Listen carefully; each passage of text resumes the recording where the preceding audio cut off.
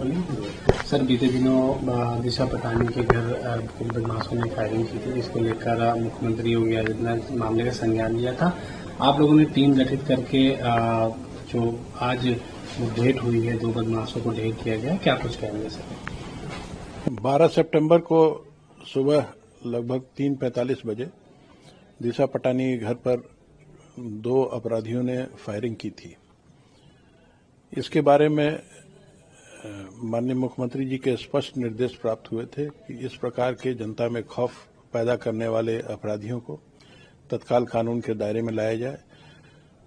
माननीय मुख्यमंत्री जी के स्पष्ट निर्देश हैं कि क्राइम के प्रति जीरो टॉलरेंस की नीति होनी चाहिए। इसी नीति के तहत कार्य करते हुए तत्काल यूपी पुलिस ने एसटीएफ जनपदीय पुलिस को सक्रिय किया और कई स्तर पर अभिसूचना का संकलन किया गया। आसपास के आने जाने वाले रूट्स पर सीसीटीवी फुटेजेस निकाले गए, धरातल पर अभिसूचना संकलन किया गया, तकनीकी विश्लेषण किए गए, साथ ही आसपास के अन्य प्रदेशों में भी जो क्राइम रिकॉर्ड्स थे उनके क्राइम ब्रांच से प्राप्त कर फोटोग्राफ्स की मैचिंग कराई गई और इन अपराधियों को पहचाना गया। इनकी पहचान रविंद्र और अरुण के रूप में हुई।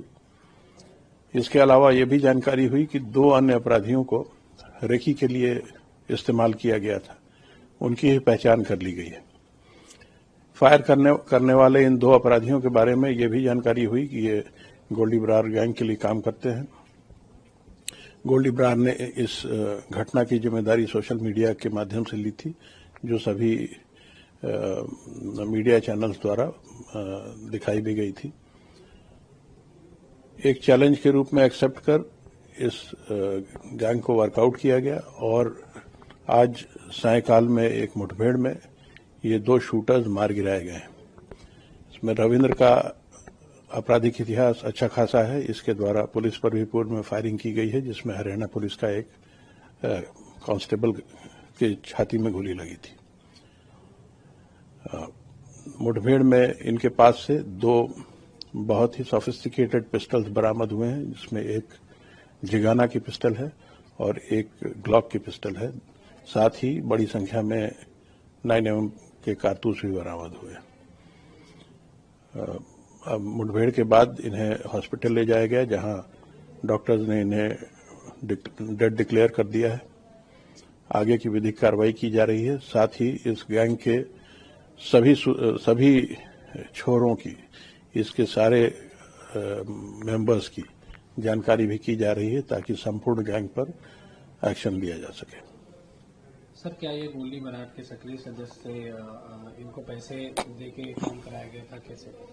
यह गैंग गोल्डी बरार के लिए काम करता था। गोल्डी बरार और रोहित गोधारा, ये एक ग्रुप है।